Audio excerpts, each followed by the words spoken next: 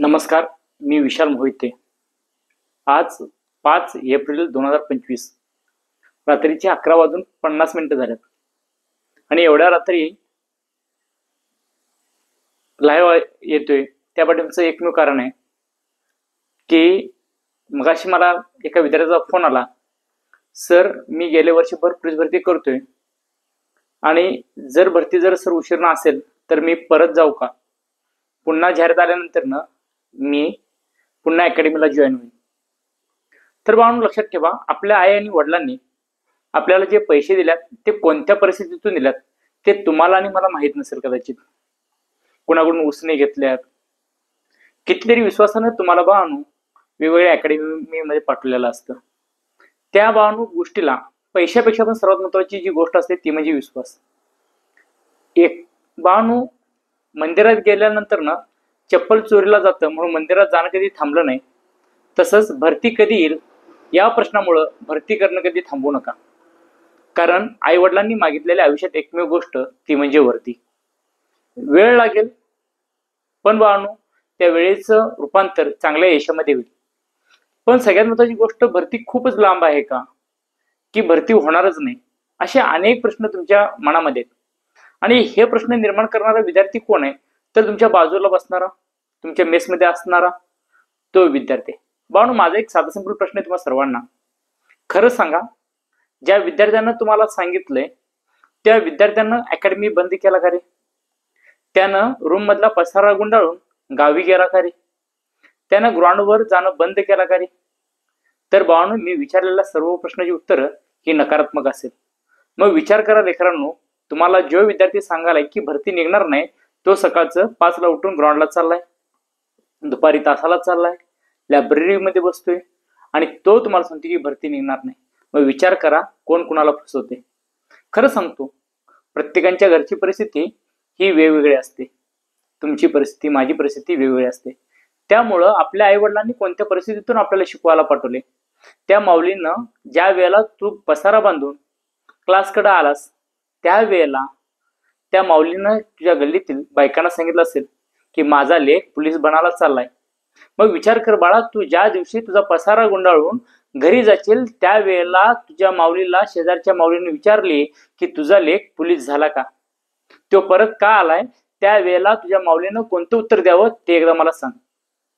खरंच बाळा की तुम्ही पोलीस भरती करणारी लेकरं खूप ग्रेट आहात, कारण कोंबड्यांना बांग दिल्यानंतर जागी होणारे अवलादी आपण आहे। पण पोलीस भरती करणारी माझी लेकरं अशी आहेत की कोंबड्यांना बांग द्यायच्या अगोदर ग्राउंडवर जाणारी अवलाद आहेत। आणि खरंच 5 महिन्याच्या संघर्षासाठी माझी मुलं मैदान सोडलं नाही रे बाबांनो, शक्य नाही। आम्ही ज्या मातीमध्ये जन्मलो ती माती छत्रपती शिवरायांची, छत्रपती शंभूराजांची, डॉक्टर बाबासाहेब आंबेडकरांची, महात्मा फुलेंची आणि अशा थोर लोकांच्या मातीमध्ये आपला जन्म झाला, हेच आमचं भाग्य आहे।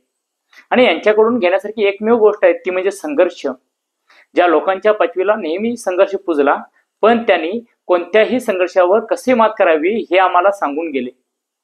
आणि खरंच आणि या सर्वांनी आपल्या आईची, आपल्या वडिलांची नावं टिकवली। मग लेकरांनो आपण पण त्यांच्याच अवलादी आहेत। मग तुम्ही ठरवा आपण हार मानायची की जिंकायचं। मला तरी वाटतंय की भरती कधी येईल यापेक्षा माझी तयारी किती झाल्या हे प्रत्येकाने विचार करणं गरजेचं आहे। बाळांनो आज तुम्ही वर्षभर झालं भरती प्रक्रियेत आला, तुम्ही आल्यानंतर एखादा अपयश आला असेल तर बाळांनो तुम्ही ते पचवलाय आणि त्यावेळेला तुमच्या वडिलांनी पाठीवर हात ठेवून सांगितलं, लेका तू भरती हो, तू विचार करू नकोस। तुझा बाप ज्या वेळेला आजारी आहे दुसऱ्या दिवशी कामाला जाताना बायकोनं त्यांच्या चेहऱ्याकडे बघितलं आणि त्यावेळेला बापानं सांगितलं, आज जर मी सुट्टी मारलो तर माझ्या लेकाला बूट कुठनं आणायचं? बाळा दीपावलीला तू ज्या वेळेला घरी गेला होतास त्यावेळेला बापानं तुला चांगला शर्ट आणून दिला, पण त्याच बापानं फाटकं बनेल घातलं होतं। कारण त्या बापाला एक अपेक्षा आहे की माझा लेक पोलीस होईल, माझी लेक पोलीस होईल, माझं पोरगं पोलीस होईल। खरंच त्यांनी स्वतःच्या आयुष्यातील सर्वात महत्वाचे दिवस तुमच्यासाठी बाळांनो घालवले आहेत आणि त्यांना फक्त ताटमानेनं ज्या गल्लीत राहताय, ज्या गावात राहताय त्या गल्लीत त्या गावात कॉलर तयार करून फिरायचं एकदा फक्त संधी द्या। आमच्यासारख्या सर्वसामान्य लोकांच्या आयुष्यामध्ये मेल्यानंतरच गुलाल लागतो, पण संघर्ष करणाऱ्या माणसाच्या आयुष्यामध्ये एक विजयाचा गुलाल आणि दुसरा मैताचा गुलाल लागतोय. बाळांनो, सरकारी नोकरी म्हणजे काय रे नेमकं? तर सरकारी नोकरी म्हणजे जगण्याची उपजीविका नाही, तर माझ्या आई वडिलांनी माझ्याकडून एक गोष्ट मागितली आणि ती मी पूर्ण करून दाखवलो हे ठामपणे सांगण्याची पोस्ट म्हणजे बाळांनो सरकारी नोकरी. सरकारी नोकरी मिळाली म्हणजे आयुष्यात आपण सगळंच कमवलं असं असं होत नाही, पण एक सर्वात मोठी एक तुमची कमाई आहे की आई वडिलांनी दाखवलेला विश्वास मी सार्थ केला. आणि बाळांनो, 5 महिन्याचा फक्त कालावधी आहे आणि या 5 महिन्यासाठी तुम्ही तुमच्या आई वडिलांना दिलेला शब्द मोडून घरला परत चाललाय. खरं सांगा लेकांनो, आपण पण भविष्यात आई आणि वडील होणार आहे. आपल्या लेकराला आपण कुठेतरी अकॅडमीमध्ये टाकलो, कुठेतरी शिकायला पाठवलो आणि त्या लेकरांना पुन्हा एकदा पसारा गुंडून जर घरी आला तर तुम्हाला कसं वाटतं रे? बाळांनो, तीच अवस्था आज आपल्या आईंची आणि वडिलांची होणार आहे. त्यामुळे विचार करा, हार मानू नका. सर्वांनी रेग्युलर अभ्यास करा, रेग्युलर ग्राउंड करा. कारण जे विद्यार्थी तुम्हाला निगेटिव्ह करायला ती विद्यार्थी अजून देखील आहेत, त्याच लायब्ररीत आहेत, त्याच खुर्चीवर आहेत, त्यांनी राबाल्यात आणि तुम्ही सोडून चाललाय. फक्त 6-7 महिन्याचा प्रवास आहे. 43 मार्क ग्राउंडला, लेखीला 90+. बाळांनो, ही पहिला तुमची तयारी करा. जाहिरात कधी येईल याचा विचार करू नका. ज्या दिवशी जाहिरात येईल त्या दिवशी तुमची तयारी बाळांनो चांगली पाहिजे. माणूस मारणार आहे म्हणून जगाचं सोडत नाही. तर बाळांनो, भरती कधी निघेल या प्रश्नानं बाळांनो तुम्ही भरती करणं सोडू नका. मला अपेक्षा आहे की सर्वजणांना या गोष्टीतून खूप काही शिकायला मिळेल. सर्वजण पुन्हा एकदा नव्या जिद्दीनं पेटून उठतील. भरती बाळांनो सप्टेंबरला 100% निघेल. जागा 10,500 ते 12,000च्या आसपास असतील. पण या सर्व स्पर्धा परीक्षेमध्ये 18 लाखाच्या आसपास अर्ज असतील. पण बाळांनो, अर्जांची संख्या बघून देखील घाबरू नका. कारण तुम्हाला जिंकण्यासाठी एकच जागा पाहिजे आणि एक जागा मिळवण्यासाठी रात्रीचा दिवस करायची ताकद तुमच्यात पाहिजे. दुसरी महत्वाची गोष्ट की बाळांनो, अभ्यासाचं नियोजन कसं पाहिलं आता सध्याला? तर बाळांनो, आता जे विद्यार्थी नवीन आहेत त्यांनी मराठी, गणित, बुद्धिमत्तेचा अभ्यास सुरुवातीपासून चालू करा. रोज दिवसातून रात्री झोपताना 5 GS चे पेपर करा.